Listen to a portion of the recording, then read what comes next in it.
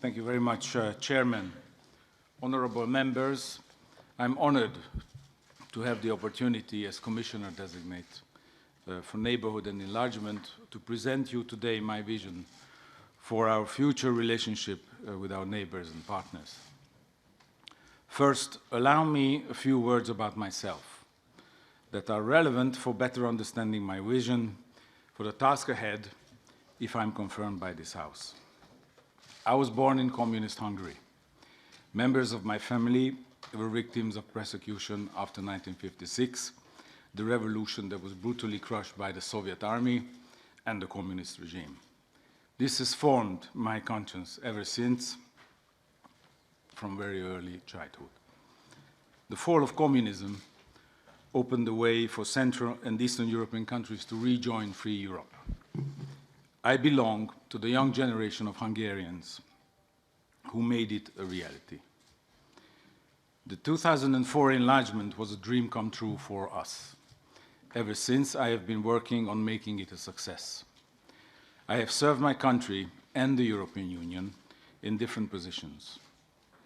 I have learned that the interest of member states and the Union may diverge on certain issues, but their ultimate goal is the same: building a strong and successful Europe for the benefit of all. My guiding principle that I have always adhered to is synthesis. I aim to find common ground and links between the different positions and create solutions that work for all. For example, when I served as a manager at the European Commission, I was responsible for creating a European unitary patent. Hungary was among the fiercest opponents at first. However, I have managed to highlight the benefit to them and to many others, and we created the European unitary patent in the framework of the second successful enhanced cooperation in the EU. Building Europe is not about choosing between national or European interests, but about finding their synthesis and working for the common good. I intend to continue my work along this principle. As European Commissioner, if confirmed, I will be a bridge between the European Parliament, representing citizens directly, the Council, representing the Member States, and our neighboring countries. Our neighborhood is of strategic importance for the EU. Our destiny is linked with and significantly influenced by the faith of our neighbors. There is a major development gap between the EU and its neighbors. My objective will be to reduce it by unleashing the untapped potential of the region. During my mandate, I want to strengthen the EU's role in fostering security, stability, and promoting prosperity in a challenging and changing neighborhood. I want to support sustainable economic development, underpinned by a functioning market economy, strong democratic institutions, the rule of law, and fundamental freedoms. We need to ensure that nobody is left behind, therefore. I want to help our partners to reinforce the social dimension of their economy in sync with their economic development. If we do not assume our responsibilities, others will take our place. We have to recognize the different realities and circumstances our partners are faced with in our neighborhood and support them with tailor-made solutions. The Western Balkans, including North Macedonia and Albania, have a clear EU accession perspective. Our job is to help them embrace the opportunities this offers, which in our eyes are own very strategic interest. Other strategic partners, such as Turkey, are, however, clearly moving away from European values and norms. We need to reflect how to deal with that more effectively. Some partners have progress and reforms hindered directly by conflict, like Syria in Libya, or its fallout in Lebanon. Some countries in the East, Georgia, Ukraine, and more recently Moldova, and in the south, Morocco and Tunisia, are showing determination, sometimes in very difficult contexts, to tackle reforms, others less so. Hence, intelligent differentiation across the portfolio remains key to exporting stability. Honourable members, allow me to make some specific remarks on each region, starting with the Western Balkans. This region is an integral part of Europe, and its accession perspective must be credible. This is in our geopolitical self-interest. But we need to sustain and accelerate progress more effectively through a merit-based process for each individual country. We need to focus on the real impact of the necessary reforms on the ground. We need to measure progress in increased prosperity and quality of life and freedom for the people in the region, the ultimate objective of the accession process.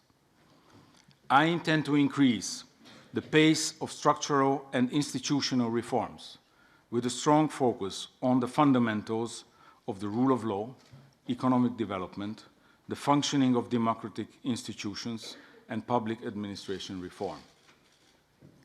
I will engage with all institutions, businesses, and civil society to accomplish this. I will continue to defend the proposal to open accession negotiations with Albania and North Macedonia. I will do all to make it happen within the shortest time frame possible. Major European leaders went to North Macedonia before the referendum on the Prespa Agreement and promised that if it passed, accession negotiations would start. Albania, too, has implemented significant reforms in the judiciary and in the administration, meeting our requests. In other words, what is at stake here is the EU's credibility in the region and beyond. I will work also to better integrate the region into the key EU policies even before accession. For example, to ensure the Western Balkans are closely associated to our Green Deal, our digital agenda, and in terms of trans-European network, in transport or energy. I will support all efforts towards good neighbourly relations, the resolution of bilateral disputes. I will work together with Josep Borrell to bring the dialogue between Belgrade and Pristina to a successful conclusion in 2020. The European Union must prepare to be ready to take on board future member states once the conditions are met. But I do not see a binary choice between deepening and widening. In the history of our union, the two have gone hand in hand. I will also work as a team with Josep Borrell on our future relations with Turkey, a key partner for the EU in a wide range of fields. There is clear scope to get more out of our relations to better serve our mutual interests. As Turkey continues to play a vital role in hosting and addressing the needs of almost 4 million refugees, we should continue assisting Turkey in this and in managing increased irregular migration. However, we cannot turn a blind eye on recent worrying events. In particular, we need to address the negative developments in the rule of law and human rights, Turkey's increasingly assertive foreign policy, its provocative and illegal drilling in the Eastern Mediterranean, and its recent military intervention in Syria, which further complicates a political solution to the conflict and diverts attention from the fight against ISIS. Accession negotiations have effectively come to a standstill. The next Commission should therefore start a reflection in consultation with this House and together with the Council on how to develop a strategic partnership based on common interests and rooted in existing frameworks. In our Eastern neighbourhood, I want to see Eastern Partnership strengthened in light of the ongoing consultations on its future. I will work on proposals for the Eastern Partnership's long-term policy objectives to be presented by the Commission in good time ahead of the Eastern Partnership Summit in Brussels in June 2020. We already have far-reaching bilateral frameworks with a number of countries, like Georgia, Moldova, or Ukraine. Beyond ensuring the implementation of the reforms on the ground, I want to work towards deepening sectorial cooperation with countries that are ready. Ukraine will always receive my special attention. It is of key geopolitical importance for the EU. We will continue to support the independence, sovereignty, and territorial integrity, efforts to bring the conflict in Donbass to an end, and to support reforms, whether on the rule of law or the economy. We should make full use of all our tools, including the Commission's support group for Ukraine. Azerbaijan can be a key partner in the energy sector, but we have to keep the rule of law and democracy on the agenda. With Armenia, we need to focus on economic development, and with Belarus, help the country's modernization while keeping the development of core democratic values on the agenda. I will always continue working on key issues such as the rule of law, the fight against corruption, and the role of an independent media in civil society. En ce qui concerne notre voisinage sud, nos principaux défis demeurent la stabilité, la sécurité, la prospérité et la migration. Nos objectifs doivent être réalistes, mais également beaucoup plus ambitieux en ce qui concerne le développement économique dans la région.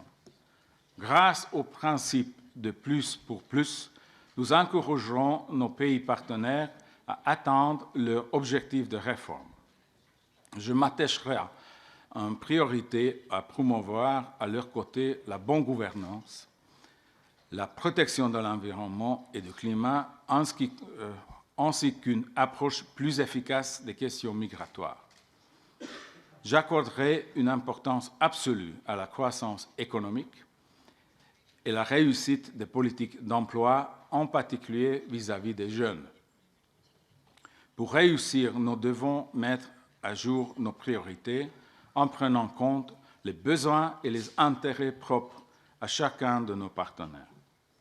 Le Maroc, par exemple, est dans une dynamique de modernisation très prometteuse.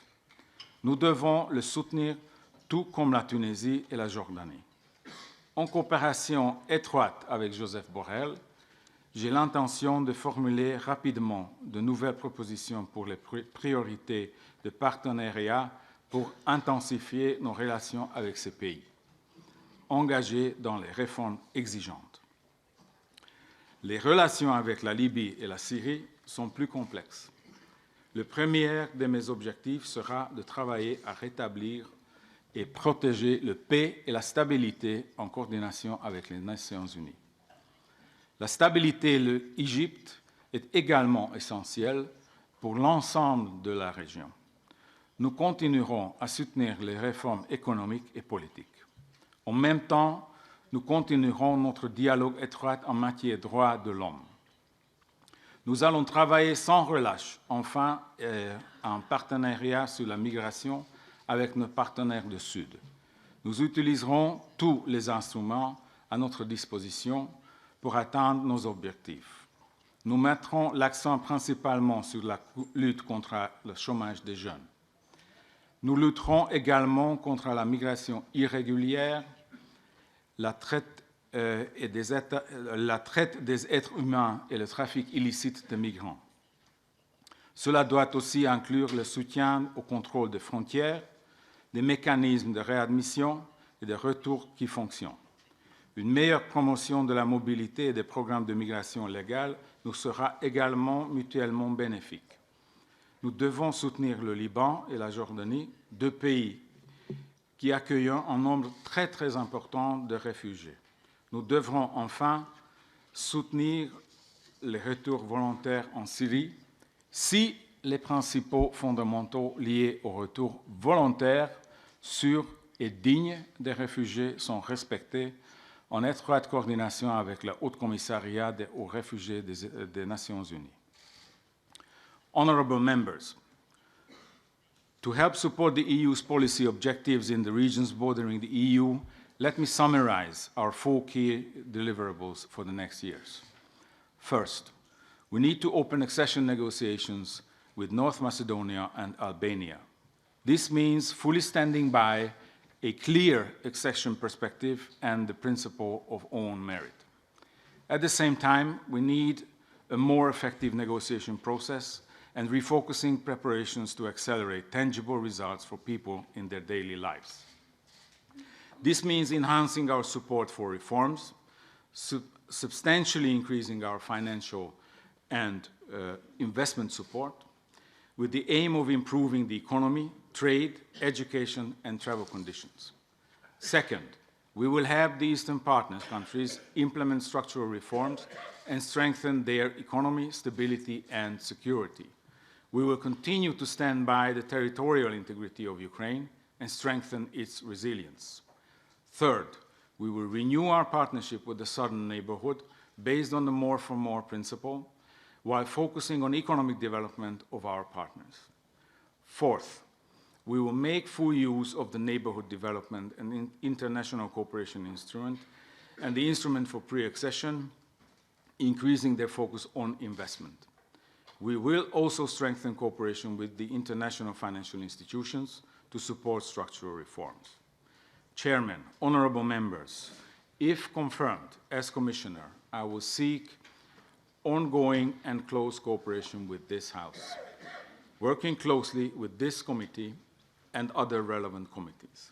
Direct engagement between the European Parliament and our partner countries is key, and I'm determined to rely fully on parliamentary diplomacy. We need to speak with one voice based on commonly agreed messages. I will make myself available for regular discussions on the state of play of our work. I sincerely hope that this hearing will mark the beginning of an open and fruitful partnership. Thank you for your attention.